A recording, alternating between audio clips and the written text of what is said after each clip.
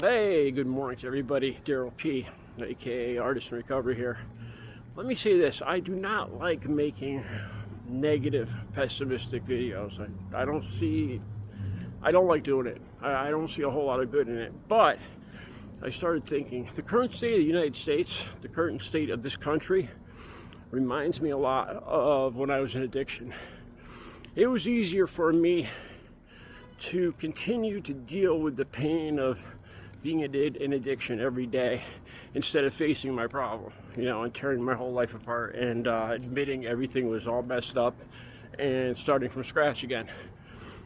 So I would just keep letting it get worse and worse every day.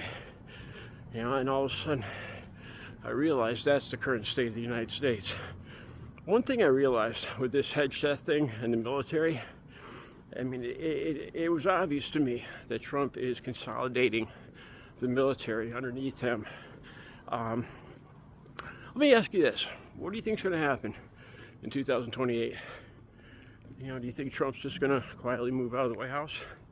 Do you see that happening? No, I don't either. It's against the Constitution. We're only 10 months into this, and look what's happening. I saw a priest getting shot in the head by a paintball gun yesterday. I saw Donald Trump actually saying that we ended free speech. Quote, Donald Trump yesterday. We ended free speech. Seriously. It has to do with burning the American flag. But still, he was probably saying that, that he did away with free speech. It's already too late. I hate admitting this. We're screwed. In hindsight, looking back, we should have run a candidate that had a better chance of winning. I voted for Joe. I was going to vote for Joe Biden. I voted for Kamala Harris, and looking back, that was a mistake. We should have picked the guy that was most likely to beat Trump, because that election was just way too important to take any chances. To use diversity and equality and all that stuff. We should have gone with, I hate to say this, but we should have gone with a strong white guy candidate.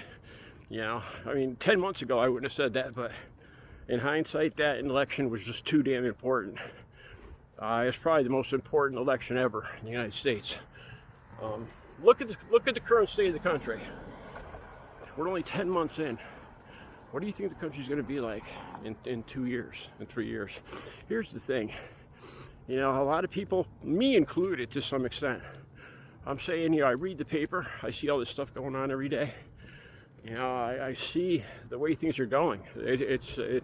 Trump is quickly working towards a one-party system and doing away with the Democrats. He's basically said that the Democrats and half the country are his enemies, and he is criminalizing democracy and Democrats, half the country.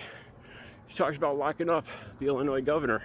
We have a Democrat governor here. We're a blue state here in Connecticut. How long before it comes here to Connecticut? How long before Trump's little war comes here to Connecticut on Democrats? Here's the thing. If you're just trying to avoid thinking about this, well, it hasn't happened to you yet. It hasn't affected you yet. Just go through another day and put it in the back of your mind. Pretty soon, there's going to come a day where it is going to be in your front yard. It is going to be at your front door. It is going to be affecting you. It's going to be affecting all of us. It's probably sooner than we think. That's the truth. I hate making a video like this. I hate being a doomsayer. I hate the pessimism. But it's later than we think. Resist. Fight back. Have a good Thursday.